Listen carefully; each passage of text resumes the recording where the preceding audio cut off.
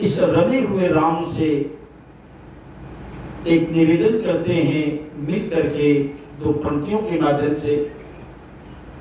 एक घड़ी आधी घड़ी हम प्रार्थना मन से करें, एक घड़ी आधी घड़ी हम प्रार्थना मन से करें। इस प्रभु निरकार की आराधना मन से करें, एक घड़ी आधी घड़ी हम प्रार्थना मन से करें, एक घड़ी आधी घड़ी हम प्रार्थना मन से करें।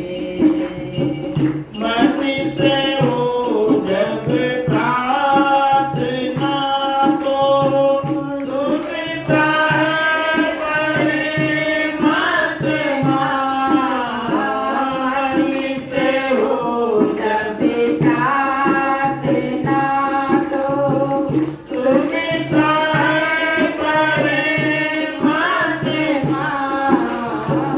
मन करे जब प्रार्थना सुख आती है ये आत्मा, मन करे जब प्रार्थना सुख आती है ये आत्मा। सच के सारे अभिमान मन से, सच के सारे अभिमान मन से, वंदना मन से करें, एक घड़ी आधी घड़ी हम प्रार्थना मन से करें, एक घड़ी आधी घड़ी हम प्रार्थना मन से करें। मांगू मैं दाता से हर पल दूसरों को दे सकूं, मांगू मैं दाता से हर पल दूसरों को दे सकूं, ऐसी पूजा अर्चना हो जो दिलों को दे सकूं, ऐसी पूजा अर्चना हो जो दिलों को दे सकूं। हर समय होती प्रभु ये, हर समय होती प्रभु ये, भावना मन से करें, इस घड़ी आधी घड़ी हम प्रार्थना मन से करें, एक घड़ी आधी घड़ी हम प्रार्थना मन से करें, इस प्रभु निरकार की आराधना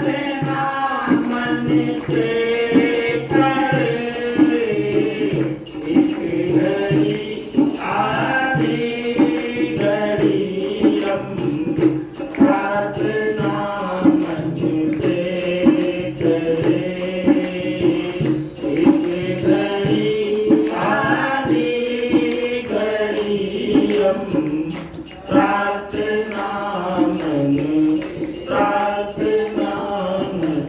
जय श्री सद्गुरु भगवान की जय। आपकी दुआओं में बड़ा असर है जो आप सामूहिक रूप से प्रार्थना करते हैं और परमार्थ के लिए करते हैं, तो शीघ्र सुनता है और जिसके प्रति हमारा ये निवेदन होता है, प्रार्थना होती है, जिसके लिए होती है, उसे लाभ प्राप्त होता है। सत्संग जी, आज की संगत जिस परिवार की ओर से है, वैसे तो ये सत्संग परिवार है, लेकिन फिर भी नाम रूप के बगैर इस संसार में अगर नाम रूप को हटा दिया जाए तो कुछ है नहीं। नाम और रूप, तो ऐसे हमारे बीच में बहुत दिन तक शरीर से सदगुरु बाबा धीर सिंह जी के साथ, सदगुरु बाबा मेहताब सिंह जी के साथ वाणी से और सब प्रकार से सेवा करते रहे। अधिकांश लोग जानते बाबा अयोध्या प्रसाद जी और उन्हीं की धर्म पत्नी माता शांति जी। उनकी पूर्ण स्मृति में आज की संगत में हलवे का प्रसाद, शरबत का प्रसाद आपके परिजनों के द्वारा आज वितरित कराया जा रहा है। और जो भी बहन राधा के द्वारा एक पद आप श्रवण कर रहे थे, इस पद की रचना इक्का दुक्का लोग जानते होंगे, बाबा महेंद्र पाल जी, महेंद्र पाल सैनी आज शरीर से नहीं है। दो बेटियां उनकी ऑस्ट्रेलिया में हैं और माता जी हैं, बाकी उनके बेटे बंटी और आज वो सब शरीर से नहीं है। ये रचना बाबा महेंद्र पाल जी के कर कमलों से लिखी गई और कितनी उच्च कोट का चिंतन है जो इस पद में दर्शाया गया है कि तेरा प्यार बड़ा ऊंचा और मेरी प्रीत निवाणी है। निवाणी का मतलब छोटी, नीची। निभ जाए तोड़ प्रियतम, बस इतनी कहानी है। जिससे हम प्रेम की बात कर रहे हैं, ये है कौन? अनंत कोटि ब्रह्मांडों को अपने अंश मात्र में समेटे हुए, सृष्टि के एक एक प्राणी का जो कर्ता भरता हरता सब कुछ करने वाला है, जिसकी सामर्थ्य कैसी है? कर्तुम अकर्तुम अन्यथा कर्तुम समर्थ। जो हो सकता है वो भी कर दे, कर्तुम। जो नहीं हो सकता है वो भी कर दे, अकर्तुम। जो अन्यथा कर्तुम, जो चाहे वो कर दे, ये ऐसा सामर्थ्यवान है। हालांकि वाली रामायण में एक जगह कहा गया है कि समर्थ का नहीं दोष गोसाई, रवि पावक सुरसर की नाई। जो भी आगे पीछे प्रसंग हो इसमें, इन्हें समर्थ बताया गया। जो समर्थ होता है उसको दोष नहीं होता है। रवि के अंदर वो पूरी सामर्थ्य नहीं है, सूर्य के अंदर वो सामर्थ्य नहीं है, आग के अंदर वो सामर्थ्य नहीं है, और नदी के अंदर वो सामर्थ्य नहीं है। लेकिन ये ऐसा सामर्थ्यवान पुरुष है, इसमें सब सामर्थ्य है। इससे हमारी प्रीति है, जो एक अनंत सागर की भांति है, और हम कैसे हैं? एक बूंद की भांति। बाबा जी कहते थे इसके हकीकी और इसके मिजाजी। इसके हकीकी क्या होती है? जो आत्मा का परमात्मा से प्रेम होता है, ये इसके हकीकी है। और इसके मिजाजी क्या है? जो शरीरों को शरीरों से लगाव होता है, वो प्रेम नहीं होता है, मोह होता है। इसको इसके मिजाजी कहते हैं। अगर देखा जाए इसके मिजाजी में एक किसी जाति वर्ण का है, एक किसी जाति वर्ण का है, तो दोनों के उन संबंधों को ये समाज स्वीकारता नहीं है। कि स्वीकारता है? परिस्थितियां बहुत तेजी से बदल रही हैं। सुखवश या मजबूरी बस। इसके मिजाजी में दो मजहब टकराते हैं, दो जातियां टकराती हैं, दो वर्ण टकराते हैं। ब्राह्मणों में अगर विश्वा नीचे ऊंचे हो जाए तो नहीं होता है। एक एक जातियों में कई कई जातियां होती हैं, वो कौन वाले हैं तो वो कौन वाले हैं, तो संबंध नहीं निपट पाते हैं। और ये संबंध कैसा है? एक इतना विराट है, अखंड है, अनंत है, और एक बिल्कुल सूक्ष्म है। इनमें कैसे निभेगी? क्योंकि एक कैसा है, निर्विकार है, निराकार है, और एक कैसा है जो विकार युक्त शरीर में रहता है। एक असीम है, एक की सीमा है। इनकी दोनों की प्रीति कैसे निभेगी? प्रीति निभ जाए, ये बड़ी बात है। इसी को दर्शाया है कि तेरा प्यार बड़ा ऊंचा, मेरी प्रीति निवाणी है, और निभ जाए तोड़ प्रियतम, बस इतनी कहानी। हम जब भक्ति के पथ पर आगे बढ़ते हैं, वो चाहे कर्मकांड वाली हो, उपासना वाली हो, या ज्ञान वाली हो, तीन प्रकार से जो वेदों के मंत्रों को अलग अलग किया गया, कर्म को अलग करके, उपासना को अलग करके, और ज्ञान को अलग करके, तो अधिकांश भाग वेदों के मंत्रों का मंत्र कर्मकांड में चले गए, जिनमें अनेक प्रकार के कर्म है। जप तप व्रत जप नियम अपारा, धर्म आचारा। फिर उपासना, भगवान के उप आसन करीब हो जाना, और ज्ञान इसी में हो जाना, इसी में लय हो जाना, इसी में एकाकार हो जाना, इसी में तदाकार हो जाना, इन्हीं में तत्स्वरूप हो जाना। जब इस भक्ति के पथ पर चलते हैं और मार्ग में कोई नए अवरोध आ जाता है, तो हमारा उस इष्ट आराध्य के प्रति, उस साधना के प्रति हमारे मन में कहीं न कहीं एक भटकाव पैदा हो जाता है। उसका बड़ा कारण है कि मैंने अपनी भक्ति को, अपने कर्म को, अपने ज्ञान को, अपनी उपासना को किससे जोड़ रखा है? हमने स्वार्थ से जोड़ रखा है, लोभ से जोड़ रखा है, कामनाओं से जोड़ रखा है। और जब कामनाओं से जोड़ देते हैं तो क्षमा करना, जो वास्तविक आनंद की अनुभूति हमें होनी चाहिए वो नहीं होती है। और जब निष्काम होते हैं तो हमें वास्तविक आनंद की अनुभूति होने लगती है। 10 को दिन याद है, रविवार का ही दिन था। आज ये सीरू हैं, ये तो चौथी पीढ़ी समझिए इस परिवार की। बाबा जी के इस समय से ही दास आपके यहाँ जाता रहा, और माता जी बाबू जी सत्संग आ रहे थे। बहुत लोग को याद भी होगा, ये अपने धर्मापुर एरिया के पास एक्सीडेंट हुआ, माता जी तत्काल खत्म हो गई। और एक ऐसी स्थिति बनी कि रविवार का दिन जैसे तैसे पोस्टमार्टम उसी दिन होना है, उसी दिन क्रियाक्रम होना है।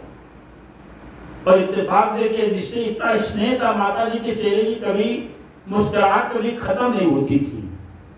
हर वक्त स्थितियां कौन सी हो, वो हमेशा मुस्कुराया करती थी। किस अंदाज से अपनी बात कह देती कि वो मुस्कुराहट से कि सामने वाला अपने आप द्रवित हो जाए। पोस्टमार्टम हाउस में जैसे तैसे डॉक्टर की उपलब्धि कराई गई, लेकिन जल्लाद नहीं था, एक था। तो समझिए कि पोस्टमार्टम में माता जी के शरीर से पकड़ना पड़ा और हमारे सर में चीरा फाड़ा गया, और बाद में जाकर के घरों का उल्टा पलटा ये जलाना देवी को पड़ा। अगर और कोई परिवार होता, अगर इस पथ में कच्चा होता, ये यूं कहते कि बाबा जी की कृपा का पात्र न होता, तो सोचो कहा जा रहा सत्संग का होगा, खत्म हो गया, मामला वहीं से खत्म हो जाता। लेकिन आज ये परिवार का कोई भी कार्य आज भी बाबा जी की सहमति के बगैर नहीं होता है, बाबा जी की अनुमति के बगैर नहीं होता है। बाबा जी के संरक्षण में, बाबा जी की देखरेख में एक एक कार्य छोटा से छोटा, ये सद्गुरु की कृपा है जो निभ रहा है, वरना जल्दी निभता नहीं है। इसी को तो कहते, देखिए ये जो निराकार है ये कितना है, सुलभ है, सबको सुलभ है। गोस्वामी जी संबंध में कहते हैं कि निर्गुण रूप सुलभ अति, और सगुण जान नहीं कोई, असुगम अगम नाना चरित, असुनि मुनि मन भ्रम होए। निर्गुण रूप हम इसे निराकार कहते हैं, सुलभ अति, आगे भी है, पीछे भी है, दाएं भी है, बाएं भी है, ऊपर भी है, नीचे भी है, अंदर भी है, बाहर भी है, जहां जाओ वहां भरपूर है, कहीं अभाव नहीं इसका। जिन्हें ज्ञान को भली भांति समझा है, इस रहस्य को जानते हैं। सुलभ अति और सगुण जान नहीं कोई, जो गुणों में बरतता है, सगुण है। ये काया कैसी है? अगर ये इसके अंदर ये निराकार सत्ता ना हो तो ये कैसी है? जड़ है, क्योंकि जड़ पदार्थों से ही इसका निर्माण हुआ है। और जब इसमें निराकार सत्ता का समावेश हो जाता है तो ये कैसा हो जाता है? चलता फिरता, बोलता डोलता, खाता पीता, हंसता रोता, क्रोध करता हुआ, दया करता हुआ, दान करता हुआ, छीनता चोरी करता हुआ, ये सब प्रकार से हो जाता है। तो इसको समझना, हमारे बाबा जी कहते थे फोटो पर, मूर्ति पर, कैलेंडर पर विश्वास हो जाना कोई बड़ी बात नहीं है, लेकिन जो बोलता डोलता, खाता पीता, क्रोध करता, दया करता हुआ ऐसा है, इस पर भरोसा टिका रहना बड़ी बात है। निर्गुण रूप सुलभ अति, और सगुण जान नहीं कोई, जो गुणों सहित है, सात्विक राजस तामस तीन गुणों में रहता है, तीनों गुणों में बरतता है, तीन अवस्थाओं में रहता है, जागृत स्वप्न सुषुप्ति, इनमें अवस्थाओं में बरतता है, इसको समझना बड़ी बात है। और आगे की अवधारी कहती है कि सुगम अगम नाना चरित, असुनि मुनि मन भ्रम होए। सुगम अगम,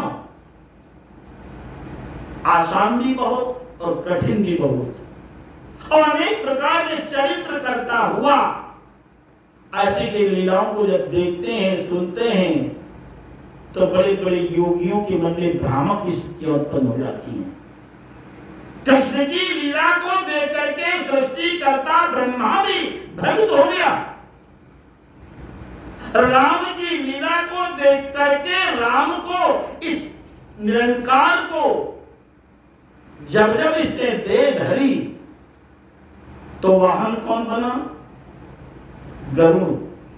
वो गरुड़ भ्रमित हो गया इनकी लीला को देख करके।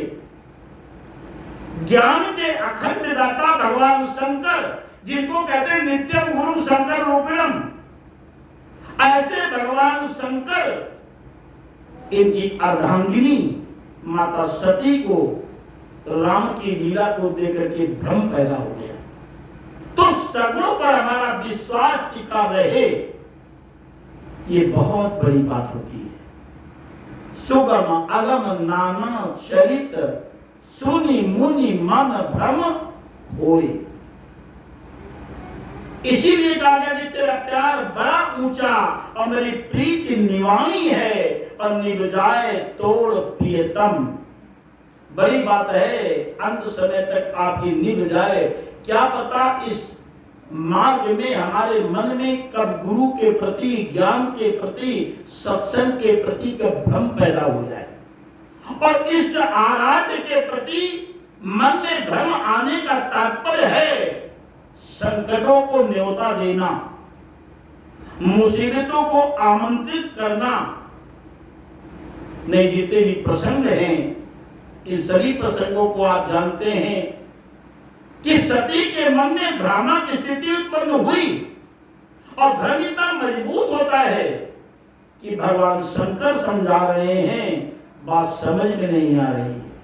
परीक्षा कर लेती हैं और परीक्षा में अनुत्तीर्ण हो जाती है, फेल हो जाती है, राज खुल जाता है, लौट के आती हैं तो भगवान शंकर पूछते हैं कि तुमने परीक्षा करी?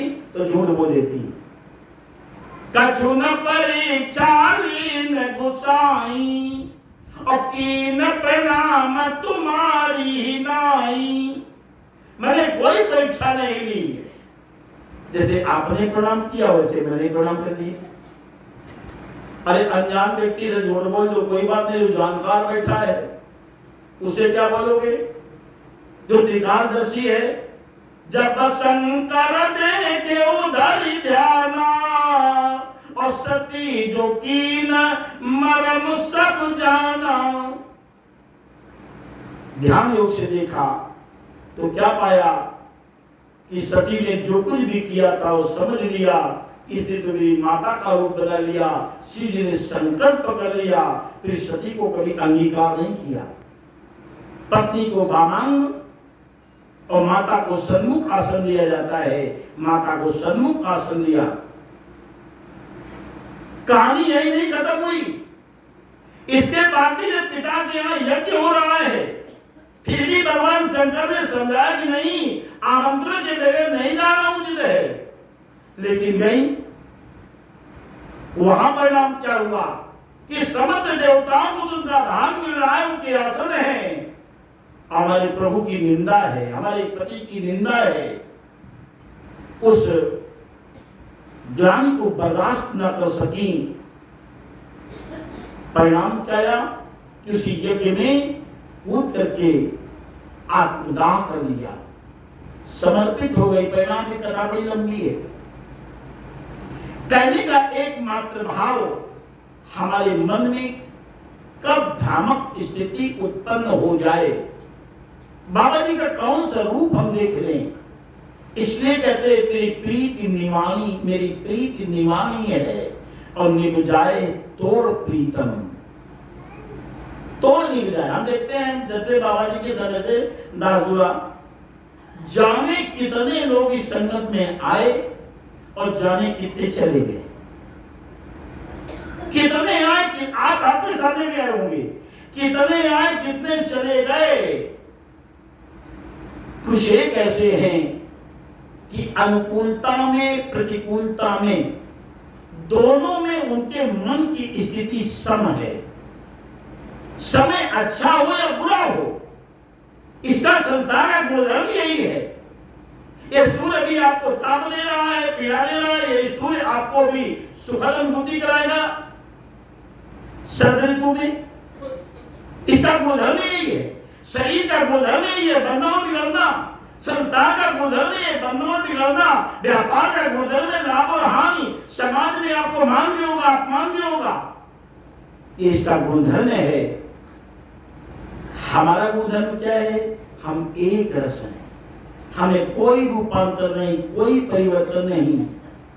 हर वस्तु अपने पुंज की ओर भाग रही है, हर अंश अपनी अंशी की ओर जा रहा है।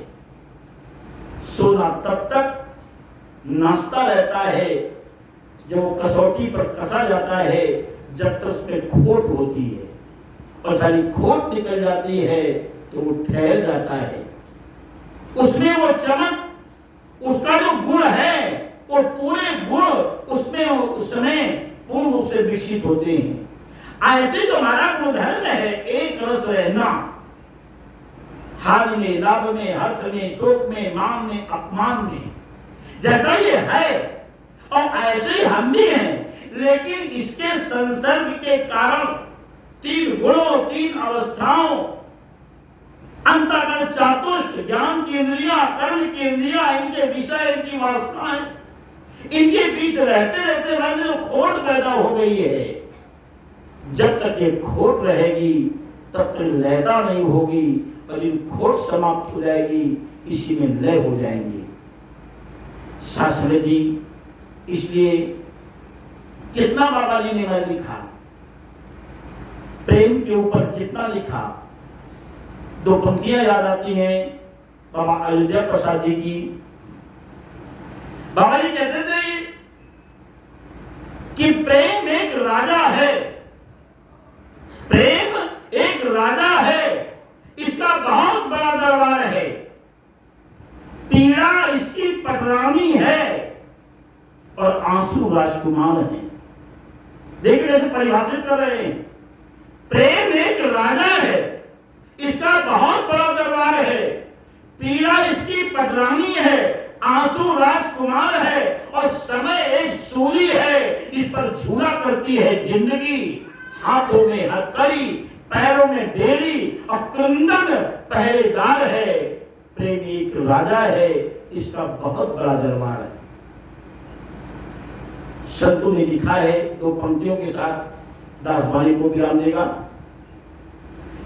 कि प्रभु जी से प्रेम लगाना क्या तुमने सहज में जाना, प्रभु जी से प्रेम लगाना क्या तुमने सहज में जाना, प्रभु जी से प्रेम लगाना क्या तुमने सहज में जाना, प्रभु जी से प्रेम लगाना सहज में जाना, प्रेम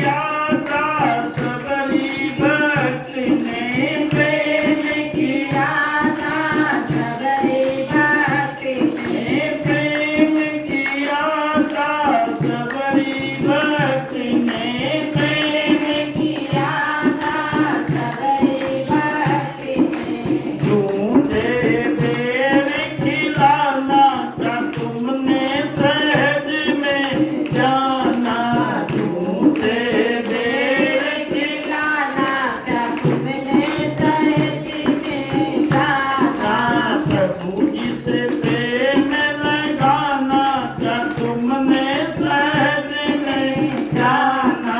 प्रभु जी से प्रेम लगाना, क्या तुमने सहज में जाना, प्रेम किया था द्रुपद सुता ने, प्रेम किया था द्रुपद सुता ने, प्रेम किया था द्रुपद सुता ने, प्रेम किया था द्रुपद सुता ने, सभा में चीर बढ़ाना, क्या तुमने सहज में जाना। सभा में तीर बढ़ाना, क्या तुमने सहज में जाना, प्रभु जी से प्रेम लगाना, क्या तुमने सहज में जाना।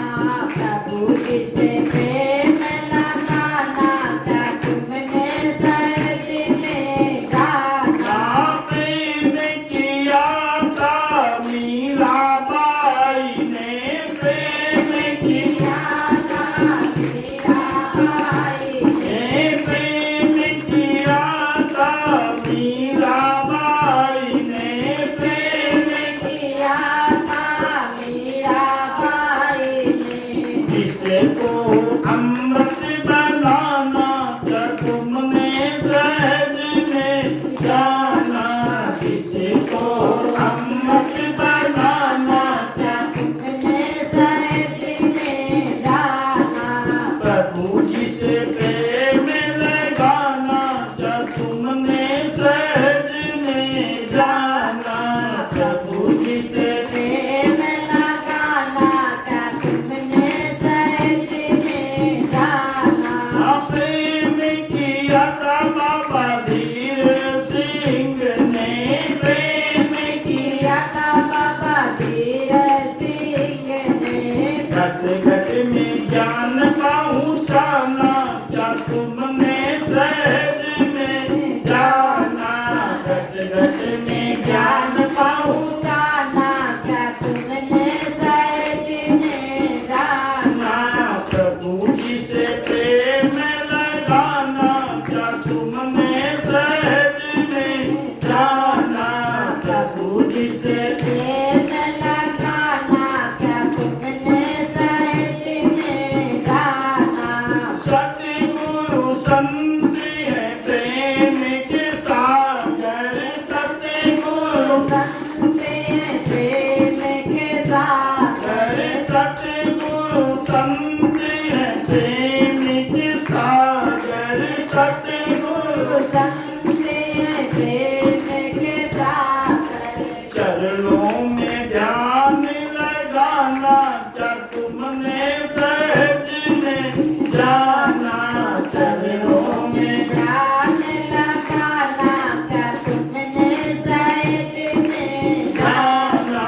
प्रभु जी से प्रेम लगाना, क्या तुमने सहज में जाना। प्रभु जी से प्रेम लगाना, क्या तुमने सहज में जाना, सदगुरु भगवान की जय। तो सदैव इस बात को याद रखें कि तेरा प्यार बड़ा ऊंचा और मेरी प्रीत निवाणी है, निभ जाए तोड़ प्रियतम। बस एक ही से अरदास रहे, एक ही से निवेदन रहे कि सदगुरु आपके चरणों में अंत श्वास तक निभ जाए और कुछ नहीं चाहिए। इन्हीं शब्दों के साथ वाणी को विराम।